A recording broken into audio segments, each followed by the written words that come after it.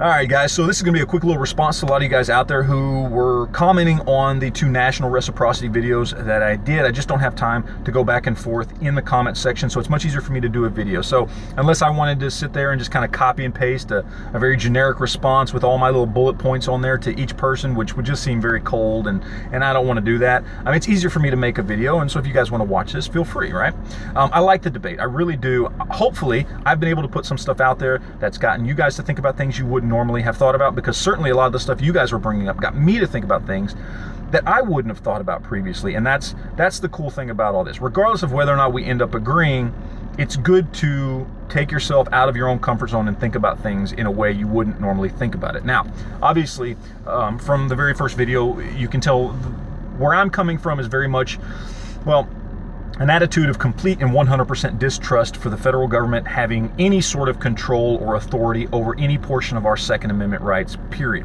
I do not want them legislating any part of our Second Amendment rights. I take a very originalist attitude to this, in that the founders were very clear. They did not want the federal government touching any of our Second Amendment rights, or even more than that, any of our constitutionally guaranteed, natural-born, God-given rights. Whatever you believe in, it's all covered in that. Those were the things the founders said, hey, you, the federal government, you can't touch this stuff. Don't even think about legislating it. All right, so no matter good intentions or not, these are things that the federal government isn't supposed to mess with. And quite honestly, they have a 0% track record when it comes to this stuff. No piece of gun legislation has ever been good in this country on a federal level. And even more than that, there is no piece of legislation having to do with any of our constitutionally guaranteed rights that in some way or another, at some point in time or another, hasn't negatively been abused to hurt some particular group of citizens or another in this country, period. So they're batting zero at this point, all right? There's no reason to trust them, all right? Now, there's one particular thing that was brought up in the last video I did where, I was talking about the wording of the bill and how it can very easily be construed to mean that you are not covered if you get an out-of-state or non-resident permit. So, you live in California, you go to Utah, you get a permit, you come back to California, it can very easily be construed to mean that that doesn't cover you. You cannot carry with an out-of-state permit if you reside in a state like California that doesn't allow concealed carry. And a lot of you guys brought up some good points. One point in particular was the use of the word "or." Now, I still very firmly believe that it can be construed to mean either thing, but intentions aside, look at the country we live in. We live in a country where for over 100 years we have been in a fierce debate over our Second Amendment rights because of the use of a comma and the use of the word militia in the Second Amendment. A Second Amendment which is simply 2 lines that I think most of us would agree is very, very plainly put, yet we still find ourselves in this debate for over a century because of a comma and the use of the word militia.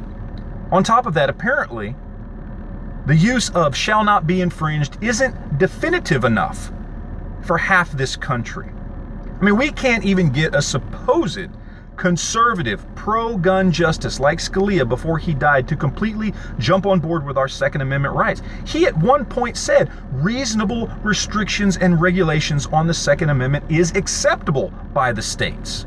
Even he didn't think "shall not be infringed" meant "shall not be infringed." This is the country we live in, and you want me to entrust something far more complex, far more wordy, with multiple sections and subheadings as a piece of legislation on our Second Amendment right. And I should just accept that even though they can't get the Second Amendment right in all its simplicity, we should expect that there will be no debate over this national reciprocity law, that there will be no issues of abuse or people misconstruing it to mean one thing or another, that some states like California won't just outright ignore it like they do other federal laws concerning sanctuary cities and legalized marijuana.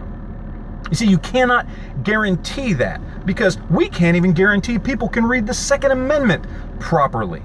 And that's the problem. That's the problem when you just hand things over to the federal government and say, legislate this for me, please, because it will always be up for interpretation and abuse. And that's why I'm against it. So instead of having a fight about this or that or what this word means or anything else, at the very least, if you support this bill, I urge you to contact your congressman now And at the very least, ask them to amend this bill to be more clear and concise. Leave less room open for interpretation.